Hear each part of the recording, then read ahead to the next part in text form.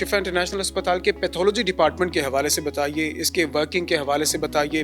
One of the biggest departments in the country. ہمارے پاس تقریباً 150 لوگ کام کرتے ہیں. We have got 7 disciplines and branches جو پیتھولوجی کی ہے. پیتھولوجی ڈپارٹمنٹ اور ٹیکنالوجی کا اگر ہم بات کی جائے تو ان کا آپس میں کتنا گہرا تعلق ہے؟ پریسیژن میڈیسن کا زمانہ ہے. یعنی کہ کچھ عرصہ پہلے اگر آپ سوچیں کہ 1-2 خواتین ہیں, دونوں کو بریسٹ کینسر ہے, تو ہم کہتے تھے بس ٹھیک ہے, ان کو یہ سٹیج ہے تو یہ دوائی ملے گی. اب یہ ہے کہ ہمیں پتہ ہے کہ ہر پیشنٹ کا بریسٹ کینسر ڈفرینٹ ہے.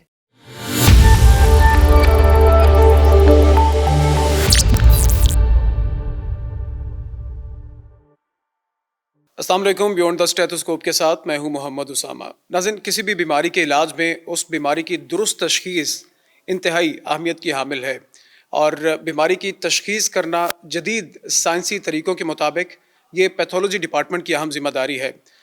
جب بیماری کی تشخیص درست ہو جائے تو بیماری کے علاج میں بھی کافی مدد ملتی ہے.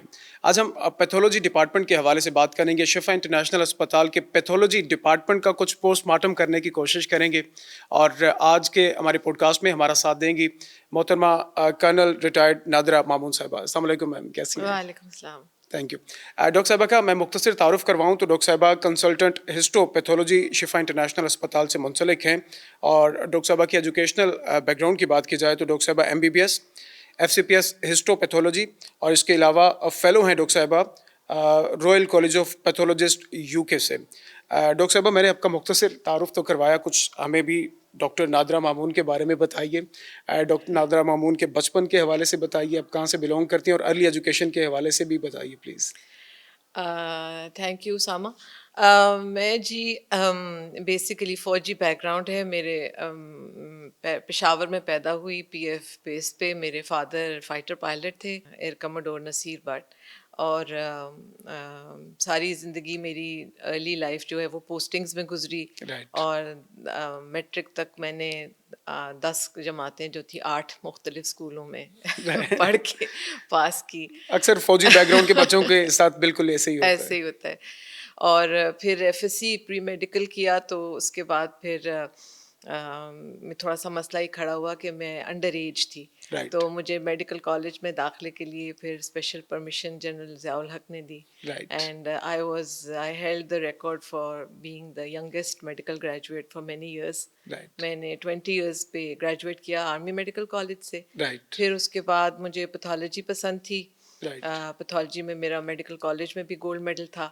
پھر میں نے پیتھولوجی کو ہی پرسو کیا, اور ہسٹو پیتھولوجی اس وقت بھی مجھے بہت پسند تھی, مائکروسکوپ میں دیکھنا. تو اس میں میں نے پھر FCPS کیا, اور پھر میں آرمی سے کیونکہ جوائن کی ہوئی تھی آرمی میڈیکل کالج, تو آرمی میں کمیشن تھی, تو پھر 25 سال آرمی میں سرو کیا. اور پھر ایز اے فل کرنل پھر میں نے خود پرسنل ریزنس کی وجہ سے ریلیز لی تھی, اور اس 25 سال میں سے تقریباً 22 سال میرے AFIP میں ہی سرو کیا میں نے, armed forces institute of pathology. Ma'am, pathology میں جیسے آپ نے بتایا کہ میرا انٹرسٹ تھا پیتھولوجی میں, مائکروسکوپ میں دیکھنا شاید آپ کو اچھا لگتا تھا, کیا ریزن کیا تھا, پیتھولوجی آپ کو اتنا اٹریکٹ کیوں کرتی تھی؟ پیتھولوجی جو ہے وہ بڑی ایک, اگر آپ کو مسٹریز پسند ہو اور ڈیٹیکٹیو اسٹوریز پسند ہو تو پیتھولوجی جو ہے نا وہ بہت انٹرسٹنگ ہے. It's like a puzzle solving type of speciality. تو میرا خیال ہے اس وجہ سے مجھے بہت پسند تھی. زبردست. اچھا میم, شفا انٹرنیشنل اسپتال کب جوائن کیا, کتنے عرصے سے شفا انٹرنیشنل اسپتال سے منسلک ہیں, اور ماشاء اللہ نو یو آر چیف پیتھولوجسٹ شفا انٹرنیشنل اسپتال میں, تو یہ سفر کیسا رہا چیف پیتھولوجی تک پہنچنے کے لیے, اور شفا کو کب سے جوائن کیا, پلیز اگر آپ یہ بتائیں. میں نے جی 2009 میں شفا جوائن کیا, اور ایز اے کنسلٹنٹ ہسٹو پیتھولوجسٹ. پھر 2010 میں مجھے انہوں نے سیکشن ہیڈ بنایا ہسٹو پیتھولوجی کا. پھر ساتھ ہی میں پروفیسر بھی بن گئی تھی کالج شفا کالج آف میڈیسن میں. اس کے بعد 2014 میں ایسوسیٹ چیف بن گئی تھی فار دا پیتھولوجی ڈپارٹمنٹ. اور یہ چیف تو میں بالکل اچانک اور ایکسیڈنٹلی بن گئی کیونکہ جو چیف تھے وہ انہوں نے for some reason he left, تو پھر the post was offered to me. Right ma'am, Shifa international اسپتال کیونکہ عالمی معیار کا حامل ایک اسپتال ہے اور اس کا ہر ڈپارٹمنٹ ہی انٹرنیشنل اسٹینڈرڈس کو فالو کرتا ہے. اگر آپ ہمیں شفا انٹرنیشنل اسپتال کے پیتھولوجی ڈپارٹمنٹ کے حوالے سے بتائیے, اس کے ورکنگ کے حوالے سے بتائیے, کیا پیچیدگیاں ہیں اس حوالے سے بتائیے. ایک اگر آپ ہمیں پیتھولوجی ڈپارٹمنٹ کا اوور ویو ہمارے ساتھ شیئر کریں. شفا کا جی ماشاء اللہ پیتھولوجی ڈپارٹمنٹ بہت بڑا ہے اور it's one of the biggest departments in the country. ہمارے پاس تقریباً 150 لوگ کام کرتے ہیں. We have got 7 disciplines and branches جو پیتھولوجی کی ہے, جس میں ہمارے پاس ہیماٹولوجی ہے جو خون کی بیماریوں کی تشخیص ہے, پھر ہسٹوپیتھولوجی ہے جس میں کینسر اور باقی ٹیشو ڈائگنوسس ہوتا ہے, پھر مائکرو بایولوجی جو مختلف قسم کی انفیکشنز کا ڈائگنوسس ہے, پھر سائٹوجینیٹکس ہے جس میں یہ اگر آپ کی کوئی کروموسوم یا جینیٹک کوئی ڈس آرڈر ہے یا کینسر میں کچھ جینز کا مسئلہ ہے اس کا ڈائگنوسس ہوتا ہے. اس کے علاوہ ہمارے پاس امیونالوجی کا بہت بڑا ڈپارٹمنٹ ہے which is the best in the country, اور blood bank is also a part of it, and then I hope chemical pathology جو کہ سب سے زیادہ bulk of tests ہوتا ہے. We do about تقریباً 4 لاکھ ٹیسٹ سال کے ہم کرتے ہیں اور ہمارے پاس 23 پیتھولوجسٹ کام کرتے ہیں, اور ہمارے صرف ہمارا ہسپتال نہیں بلکہ ہمیں بہت سارے ہمارے پک اپ پوائنٹس ہیں جہاں سے ہمارے پاس تقریباً 70 پوائنٹس ہیں پورے پاکستان میں جہاں سے ہمارے پاس سیمپل آتے ہیں. اور 2 لیبز ہم علاوہ ہماری جو مین لیب ہے جو کہ شفا کے 4th فلور پہ ہے, اس کے علاوہ ہماری ایک ER لیب ہے جو ایمرجنسی جو 24 گھنٹے چلتی ہے, جہاں ایمرجنسیز ڈیل ہوتی ہیں, ان کے ٹیسٹ ڈیل ہوتے ہیں. وہ اسٹیٹ لیب ہے, اسی وقت اس کی رپورٹس ریڈی ہو کے دی جاتی ہیں. اس کے علاوہ ایک فروزن لیب ہے جو کہ آپریشن تھیٹر کے ساتھ ہے, جہاں پہ سرجن اگر فوراً کوئی ٹیشو ڈائگنوسس چاہتے ہیں وہ ٹیشو بھیجتے ہیں تو وہ بھی جتنی دیر آپریشن تھیٹرز کام کرتے ہیں اتنی دیر وہ لیب بھی اویلیبل ہوتی ہے. تو اس کے علاوہ ہمارے پاس ریزیڈنسی پروگرامس ہم 5 اسپیشلٹیز میں رن کرتے ہیں. یہ college of physicians and surgeons کے, تو یہ ڈاکٹرز کو ٹرین کر رہے ہیں ان 5 ڈفرینٹ جو مین ہماری اسپیشلٹیز ہیں. میم, ایک اسپتال میں ہر ڈپارٹمنٹ ہی اہمیت کا حامل ہوتا ہے, لیکن ہم اگر اسپیسیفکلی پیتھولوجی ڈپارٹمنٹ کے حوالے سے بات کریں تو کلینکل سائڈ پہ پیتھولوجی ڈپارٹمنٹ کی کتنی اہمیت ہے؟ دیکھیں جو پیتھولوجی ہے نا, it is part of the diagnostics. 2 lab کسی بھی اسپتال میں ڈائگنوسٹکس میں ایک ریڈیولوجی آتی ہے اور پیتھولوجی آتی ہے. اور آپ کو پتہ ہے کہ کوئی بھی پیشنٹ کسی ڈاکٹر کے پاس جاتا ہے تو ہو سکتا ہے اس کا کوئی ایکس رے الٹرا ساؤنڈ نہ ہو, لیکن بلڈ یا کچھ ٹیسٹ تو ضروری ہوتے ہیں تشخیص کے لیے. تو اس کے بغیر تو مریض کا نہ تشخیص ہو سکتی ہے اور نہ علاج ہو سکتا ہے. ہمارے ہاسپٹل کی خاص بات یہ کہ ہم بہت کلوزلی کام کرتے ہیں کلینیشینز کے ساتھ, یعنی کہ ٹیسٹ ہمارے پاس بعد میں آتا ہے اور کلینیشین کا فون پہلے آ جاتا ہے کہ میں نے یہ ٹیسٹ بھیجا اور مجھے فوراً سے پیشتر آپ مجھے اس کی رپورٹ بتائیں. تو ہم اس لحاظ سے بہت ان ٹچ ہوتے ہیں ایز اپوز ٹو جو سپریٹ لیبز ہوتی ہیں جو صرف اپنا کام ہسپتال کے ساتھ نہیں منسلک ہوتی. ہم تو پیشنٹ کو فالو بھی کر رہے ہوتے ہیں گھنٹہ بہ گھنٹہ, کیا اس کے ٹیسٹ آ رہے ہیں, کیا ہو رہا ہے, تو اس لحاظ سے بہت امپورٹنٹ ہے. میم, جیسے میں نے پہلے بھی ذکر کیا کہ شفا انٹرنیشنل اسپتال عالمی معیار کو فالو کرتا ہے, JCI کے اسٹینڈرڈس کو فالو کرتا ہے. ان اسٹینڈرڈس کو مینٹین رکھنے کے لیے, ان کو فالو کرنے کے لیے اور ان کو آپ کے اپنے اسٹاف تک ہر صورت عمل درآمد کو یقینی بنانے کے لیے شفا انٹرنیشنل میں آپ کا ڈپارٹمنٹ کیا اقدامات کرتا ہے؟ دیکھیے ہم کوئی بھی جو لیبارٹری ہے اس کے ٹیسٹ جب تک کوالٹی مینٹین نہ کریں تو اس کا کوئی فائدہ نہیں ہے, کیونکہ آپ ان پہ ریلائی نہیں کر سکتے کہ وہ صحیح ٹیسٹ ہیں کہ نہیں. تو انٹرنل کوالٹی میجرز بھی ہم لیتے ہیں, یعنی کہ جو ہم خود اپنی کوالٹی کو ٹیسٹ کرتے رہتے ہیں ڈیلی بیسس پہ ہر ٹیسٹ کی. اور پھر ایک ایکسٹرنل کوالٹی کنٹرول ہوتا ہے جو کہ باہر سے, تو وہ ہماری جو ایسوسیشن ہے وہ کالج آف امریکن پیتھولوجسٹ کے ساتھ ہے, ان کا ہم ایکسٹرنل کوالٹی پروگرام کرتے ہیں. اس میں یہ ہے کہ ہر پورے سال میں ہر ڈپارٹمنٹ میں ہر ٹیسٹ کے لیے باہر سے سیمپل آتے ہیں کالج آف امریکن پیتھولوجسٹ سے. ان کو ہم ٹیسٹ کر کے اپنے ریزلٹس ان کو بھیجتے ہیں اور وہ پھر ہمیں بتاتے ہیں, ہماری رپورٹ آتی ہے کہ جی ہم نے کیسا پرفارم کیا. اور اس میں 1000 سے زیادہ لیبارٹریز ہیں جن کے ساتھ آپ کمپیٹ کر رہے ہوتے ہیں اور جن کو آپ کو بتایا جاتا ہے کہ آپ ان میں کہاں اسٹینڈ کرتے ہیں. تو یہ تقریباً ہر ٹیسٹ جو ہے ہمارا وہ ہم کیپ سے, اور کچھ جو کیپ میں نہیں ہے اویلیبل اور اس طرح کی ایجنسیز ہیں جیسے بایو ریڈ ہے, ان کے ساتھ ہم کرتے ہیں.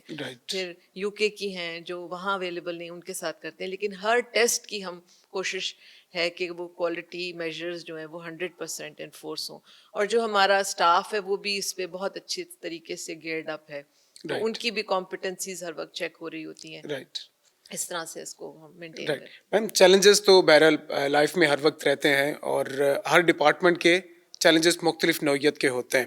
اگر چیلنجز کی بات کی جائے تو پیتھولوجی ڈپارٹمنٹ کو, خواہ وہ کسی بھی اسپتال کا پیتھولوجی ڈپارٹمنٹ ہو, انہیں کس قسم کے چیلنجز کا سامنا کرنا پڑ سکتا ہے, یا آپ لوگ جو چیلنجز فیس کرتے ہیں ڈیلی بیسس پہ, اگر آپ ان چیلنجز کے حوالے سے بتائیے, اور چیلنجز کے ساتھ ساتھ ان کو آپ ہینڈل کیسے کرتے ہیں, ان کو سارٹ آؤٹ کیسے کرتے ہیں.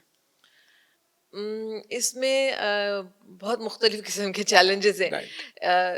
ایک تو ہے کہ جو فار ایگزامپل ہر جگہ ہی ایشو ہوتا ہے ایچ آر کا, کہ ہمارے پاس ٹرینڈ اسٹاف ہو ہر وقت اویلیبل. لوگ ظاہر چوڑ کے چلے جاتے ہیں, تو اس کا طریقہ ہم نے نکالا ہے کہ ہم ساتھ ساتھ لوگ نئے لے کے ان کو ٹرین کرتے رہتے ہیں. اور ہمارے سپروائزرز بہت اچھے ایکسپیرینسڈ کوالیفائڈ لوگ ہیں, تاکہ ہمارے پاس کہیں پہ کوئی کمی نہ آئے اسٹاف کی. پھر فائنانسز کا چیلنج رہتا ہے, تو اس میں آپ نے دیکھنا ہوتا ہے کہ کیا مطلب ہر وقت نئے ٹیسٹ آتے رہتے ہیں مارکیٹ میں, کیا وہ واقعی ضروری ہیں, کیا وہ ہمیں لانے چاہیے, کیا وہ پیشنٹس کے لیے یوزفل بھی ہوں گے کہ نہیں. پھر کوئی ایسا چیلنج آ جاتا ہے جیسے کووڈ کا چیلنج آ گیا اچانک سے, اب ایک کووڈ آ گیا, بہت بڑا چیلنج تھا. اب اس کی ٹیسٹنگ کیسے ہونی ہے, اس وقت آپ کو یاد ہے جب پینڈیمک تھا, کس طرح سے ہم نے اس ٹیسٹ کو پہلے اسٹارٹ کیا. We were one of the first labs کہ وہ شروع بھی کریں, اور ہمارے پاس وہ اکوپمنٹ بھی تھا جس پہ وہ ہو سکتا تھا. لیکن ایک دم سے ظاہر لوگ ٹرین نہیں تھے, پہلے ان کو ٹرین کروایا, ان کو سرٹیفائی کروا کے اس کے بعد پھر راؤنڈ دا کلاک ان کی شفٹس چلتی تھیں. تو وہ ایک بہت بڑا چیلنج تھا, اور لوگوں نے they got up face the challenge, اور انہوں نے بہت اچھا, ہمارے ٹیکنیشینز نے پرفارم کیا اس وقت. تو یہ بس جیسے جیسے آتے ہیں چیلنجز ویسے ویسے ان کے سلیوشنز نکالنے پڑتے ہیں. میم جدت کا زمانہ ہے, ٹیکنالوجی ایڈوانسمنٹ ہر روز ڈیلی بیسس پہ ایڈوانسمنٹس ہو رہی ہیں ٹیکنالوجی میں. پیتھولوجی ڈپارٹمنٹ اور ٹیکنالوجی کا اگر ہم بات کی جائے تو ان کا آپس میں کتنا گہرا تعلق ہے, اور کیا رول ہے ٹیکنالوجی کا پیتھولوجی ڈپارٹمنٹ کے حوالے سے؟ یہ دیکھیں, یہ آج کل ہم پیتھولوجی میں بات کرتے ہیں کہ پریسیژن میڈیسن کا زمانہ ہے. یعنی کہ کچھ عرصہ پہلے اگر آپ سوچیں کہ ایک دو خواتین ہیں, دونوں کو بریسٹ کینسر ہے, تو ہم کہتے تھے بس ٹھیک ہے, ان کو یہ سٹیج ہے تو یہ دوائی ملے گی. اب یہ ہے کہ ہمیں پتہ ہے کہ ہر پیشنٹ کا بریسٹ کینسر ڈفرینٹ ہے ہر دوسرے پیشنٹ سے. تو اب اس کیسے ڈفرینٹ ہے, اس کی ٹیسٹنگ جو ہے وہ مختلف طریقوں سے ہوتی ہے. اس میں جینیٹکس بھی آ جاتی ہیں, اس میں ریسیپٹرز آ جاتے ہیں, اور یہ جیسے جیسے یہ ایڈوانس ہوتی ہے تو اس کی ٹیکنیکس بھی مشکل ہوتی جاتی ہیں. سب ٹیکنیکس جو کامن ہیں وہ ہمارے پاس ہیں, جو بہت سوفسٹیکیٹڈ ہیں وہ ہمارے پاس نہیں بھی ہیں, لیکن جو ریکوائرمنٹ جنرل ہے وہ ہمیں we have to keep up to pace with that کہ ہم وہ چیزیں پرووائڈ کریں. اور وقت کے ساتھ یہ ہوتا جا رہا ہے کہ تھوڑے سے تھوڑے سیمپل کے ساتھ زیادہ سے زیادہ انفارمیشن اویلیبل ہوتی جا رہی ہے. تو اس کے ساتھ بھی گیئر اپ رہنے کے لیے ہمیں اپنی ساری ٹیکنیکس کو ماڈیفائی کرنا پڑتا ہے. تو you can't just sit idle, you have to keep up to date all the time. بالکل صحیح. تشخیصی ٹیسٹوں کی بات کی جائے جو کہ اگر ریپیٹڈلی کیے جائیں تو پیتھولوجی جو تشخیصی ٹیسٹ کرتا ہے وہ عموماً ریپیٹڈلی کیے جائیں تو ان کے جو نتائج ہیں وہ مختلف ہوتے ہیں, اور اس سے کئی بار مریض یا اس کے اٹینڈنٹس پریشان ہو جاتے ہیں ٹیسٹ کے حوالے سے. مریض کی اس پریشانی کو یا اس کے اٹینڈنٹس کی اس پریشانی کو دور کرنے کے لیے کیا حکمت عملی اپنائی جاتی ہے؟ دیکھیں پیشنٹس جو ہیں وہ ڈیفینیٹلی پریشان ہو جاتے ہیں جب ان کے دو مختلف رپورٹس آ جاتی ہیں ایک ہی وقت کی یا آگے پیچھے کی. ہم پیشنٹس ہمیں اپروچ نہیں کرتے لیکن ہماری سب رپورٹس پہ ہمارے کانٹیکٹ نمبرز بھی دیے ہوئے ہوتے ہیں پیتھولوجسٹ کے بھی, اور کلینیشینس کو بھی ہم انکریج کرتے ہیں کہ وہ ہم سے, چونکہ یہ ضروری نہیں ہے کہ کوئی رپورٹ صحیح ہو اور ایک دوسری غلط ہو سکتا ہے کہ وہ سیمپل ہی ایسا لیا گیا ہو کہ وہ رپورٹ اس وقت کے لیے شاید صحیح ہو. اگر دو مختلف لیبارٹریز کی رپورٹس ہیں تو ہو سکتا ہے کہ دونوں کی کٹس ڈفرینٹ یوز ہو رہی ہوں, ہو سکتا ہے کہ سیمپل مختلف ٹائمز پہ لیے گئے ہوں اس وجہ سے فرق آ رہا ہو سکتا ہے پیشنٹ کوئی میڈیسن لے رہا ہو جس سے فرق آ رہا ہو جس کا پیشنٹ اویئر نہیں ہوتا. تو آئی تھنک کہ جو کلینیشینس بھی ٹریٹ کر رہے ہوتے ہیں ان کو بھی کوشش کرنی چاہیے کہ وہ پیتھولوجسٹ سے بات کر لیں, اور جو اگر وہ نہیں تو پیشنٹ اگر خود کرنا چاہے تو وہ بھی موسٹ ویلکم, اور وی کین ایکسپلین.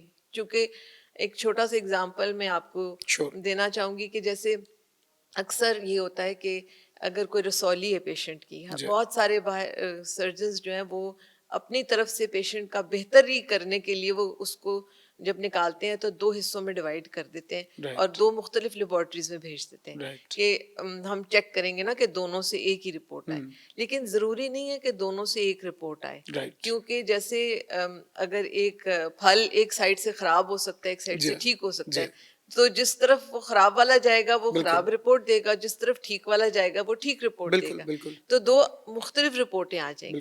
پیشنٹ جو ہے وہ اس کی وہ بلیو کرنا چاہے گا جس میں صحیح رپورٹ ہے کہ اس میں کینسر نہیں ہے, بالکل صحیح اس کی, تو وہ تو اس کو چاہے گا نا کہ وہ صحیح ہو, لیکن اس سے زیادہ کنفیوژن پیدا ہوتی ہے. تو اٹ از بیٹر کہ وہ کانٹیکٹ کر لے پیتھولوجسٹ سے, اس میں ہم ان کو ایکسپلین کر سکتے ہیں کہ یہ وجہ کیا ہوئی, اٹس ناٹ کہ کوئی ان کی غلط ہے یا ہماری غلط رپورٹ ہے, رپورٹیں دونوں اپنی جگہ ٹھیک ہیں, یہ بیسک غلطی ہوئی ہے. بالکل صحیح, بالکل صحیح. اچھا میم, ہم کریئرز کے حوالے سے لازمی بات کرتے ہیں اپنے پوڈ کاسٹ میں.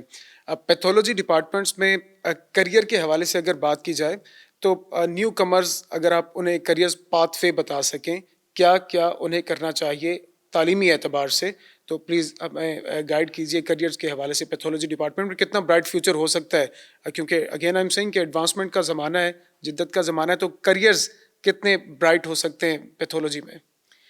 پیتھولوجی میں بہت اسکوپ ہے, لیکن ایک تو یہ بات ہے کہ آپ کا ایپٹیٹیوڈ تھوڑا ہونا چاہیے پیتھولوجی کے لیے, ذرا اینالیٹیکل آپ کا مائنڈ ہو, تو مسٹری والا مسٹری والا اور کچھ بیٹھ کے پڑھنے والا اور اس طرح کا, وہ لوگ زیادہ کامیاب رہتے ہیں. بہت سے لوگ پیتھولوجی میں اس لیے آنا چاہتے ہیں کہ ان کا خیال ہے کہ یہ آسان ہے, تو یہ میں ضرور کہنا چاہوں گی کہ آسان بالکل نہیں ہے. اگر آپ اچھا پیتھولوجسٹ بننا چاہتے ہیں تو بہت محنت چاہیے.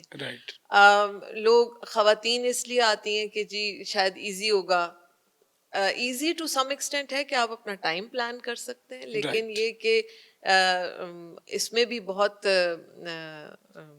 ریکوائرمنٹ ہو سکتی ہے کہ آفٹر آورز آپ کو بیٹھنا پڑے, ڈپینڈ کرتا ہے کہ آپ کہاں کام کریں, اور کہیں بھی اچھا کام کرنا چاہیں تو آپ کو محنت تو کرنی پڑتی ہے. اس میں جو اسپیشلٹیز, اس میں باہر بھی بہت اسکوپ ہے, اور کچھ اسپیشلٹیز میں بہت زیادہ اسکوپ ہے جو ہمارے ملک میں بہت, فار ایگزامپل کیمیکل پیتھولوجی ہمارے یہاں بہت کم لوگ ہیں اس فیلڈ میں, امیونالوجی ہے اس میں بہت کم لوگ ہیں, وائرولوجی میں بہت کم لوگ ہیں.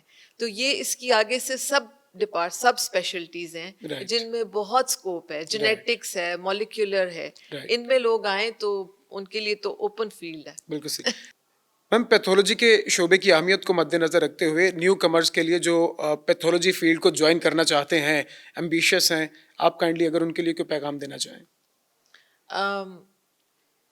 میں ان کو یہ کہوں گی کہ ان کو ایک تو یہ کہ پیتھولوجی ایک آئسولیٹڈ فیلڈ نہیں ہے, ہم کلینیشینس کے ساتھ کام کرتے ہیں, ان کو ہیلپ کرتے ہیں, اس لیے آپ کہ ان کے ساتھ جب بھی آپ پڑھیں تو آپ کو صرف اپنی فیلڈ کا نہیں پتہ ہونا چاہیے, کچھ نہ کچھ باہر کی آس پاس کی چیزیں بھی پتہ ہونی چاہیے. یعنی کہ آپ کی ہاؤس جاب بھی اچھی ہونی چاہیے, آپ کو پتہ ہونا چاہیے کہ گائنی میں کیا ہوتا ہے, آپس میں کیا ہوتا ہے, آئی کے ڈپارٹمنٹ میں کیا ہوتا ہے, چونکہ یہ ان سب کی ریلیونس آ جاتی ہے پیتھولوجی میں. تو ایک براڈ پہلے آپ کا وہ بیس ہونا چاہیے, اس کے بعد آپ بلڈ کریں, اور اس میں آپ کو you should be ready to work hard and read a lot and be able to have a lot of knowledge, because pathologist جو ہوتا ہے وہ is considered a very knowledgeable person in a whole of medicine. اگر آپ اس طرح سے دیکھیں, اس کا جو موٹو ہے it is the science behind the cure, جو رائل کالج آف پیتھولوجسٹ کا موٹو ہے. تھینک یو سو مچ میم, آپ تشریف لائیں, آپ نے گفتگو میں ہمارا ساتھ دیا. ناظرین آپ کا شکریہ, آپ نے پوڈ کاسٹ دیکھا. انشاءاللہ جلد ایک اور نئے پوڈ کاسٹ کے ساتھ آپ کی خدمت پہ دوبارہ حاضر ہوں گے.